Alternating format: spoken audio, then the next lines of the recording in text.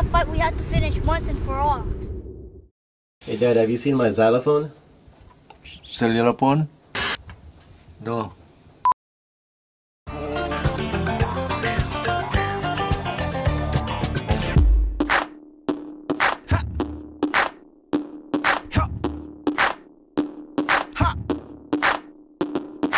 Bebot, bebot, bebot, bebot, bebot, bebot, bebot. It's about the cultural stuff, what goes on a daily basis. You know, one day we were just in the studio and, you know, Will.i.am was like, yo, how do you say hot chick in Tagalog? I was like, bebot. And then he just kind of chanted it, you know, bebot, bebot, bebot.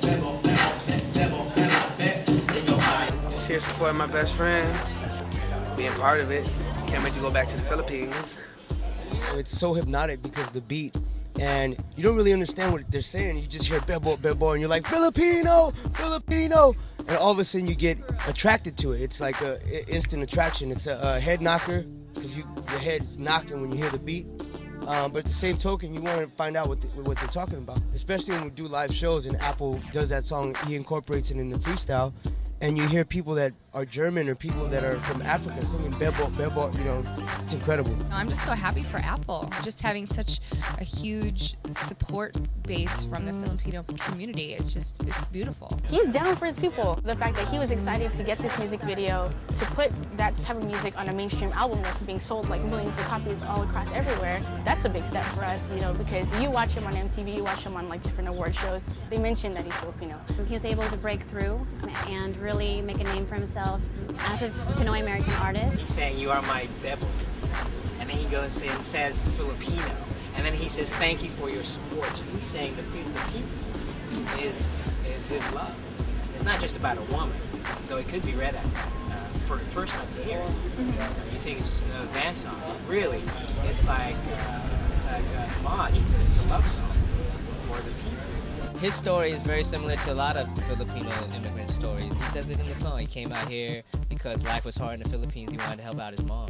And so I think it's a reflection of just our experience here, you know, and how we've survived. Hoy pare, pakinggan mo ko. Ito lang tunay na Pilipino.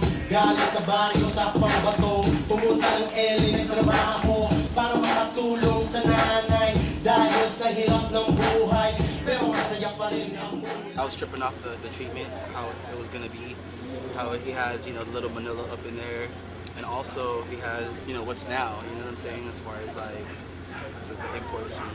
Patricio called me to say that he was thinking about doing the Bebot video and placing Apple in Stockton in asparagus fields and then party at the Rizal Social Club. It's very significant because presently we're trying to save 3 of the last remaining buildings of what was Little Manila. And so basically we're highlighting a generation, the first large wave of Filipinos to come to America that worked in the fields. It was the only option for them at the time, no matter how smart or how much money he had. There's 2 generations to this video, and we're combining both of them. Both videos are able to do different things. But Generation 1, in a sense, is really my pet project for a full year. It was a little painful because I knew we weren't going to have any money to do 1 video, and he wanted to do 2, but I knew he could get it done. And I knew we could get it done. Yeah, it was definitely going to be really challenging because we had this one location that we had to make appear as 2 different and distinct environments. We had very limited time. We had to dress the place, shoot it, redress it, shoot it again, and strike it all on the same day. And so in order to make it feel like, you know, this 1930s environment, this kind of like surreal, dreamy, and vintage mood, we had to really cover up and change everything that would pull you out of that. I mean, it was like 110 degrees inside, and you know, and people were sweating, and it's like it could have been total chaos, but people just wanted to get it done and get it done right and help out and work and all that, so it was cool. What was great is that Pat was organized in the sense that he had what he exactly wanted, and we talked a lot about, which ended up being Generation 1. We looked at some kind of tobacco-y kind of look, feel, a little bit desaturated, but tobacco-y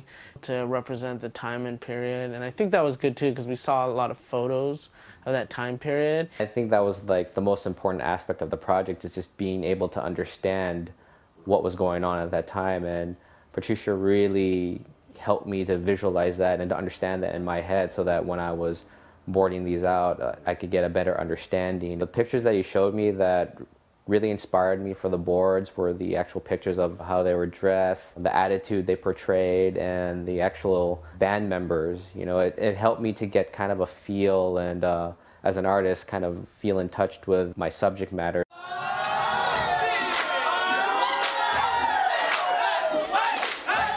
Back then, the farmers had their 9-to-5 gigs, and all they wanted to do was put on their best suits and party, just like us. So nothing has really changed in terms of our culture. We're still party goers. Patricio asked me to choreograph a segment of the video shoot. I added a lot of showcasing, kind of like You Got Served looking. People are breaking, freestyling, and we're doing some routines. Very short, but hopefully a lot of entertainment for the video. Me and Victoria, we worked on this together.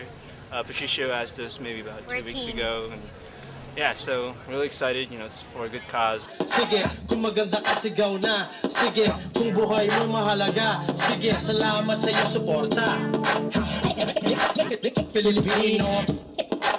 Filipino. In a different sense of a historical feel, but more of just like what Filipinos like to do in their spare time and how they like to hang out and be with their friends and do whatever they, you know, like to do either on the weekends and stuff too, but kind of more of a spice of life, a more saturated life. For Generation 2, Patricia pretty much told me it was like ain't nothing but a G thing, Filipino style.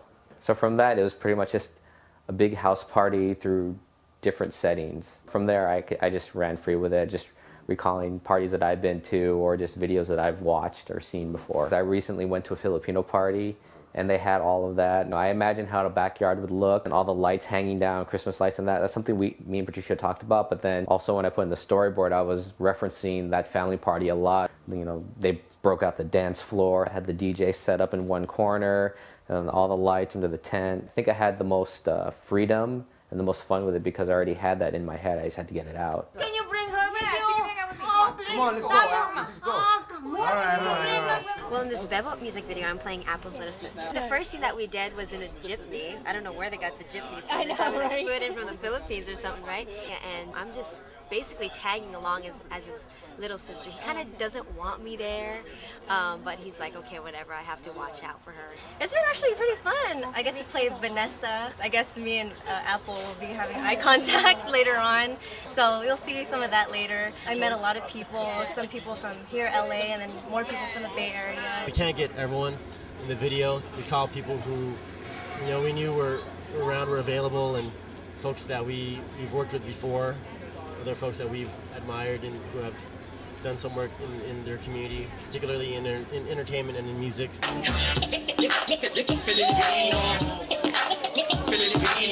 Yo, Apple is about to take over the world with this video, you know what I'm saying? I mean, we are internationally known, and he's known to rock the microphone. It's time for people to understand, you know, and to learn about our history.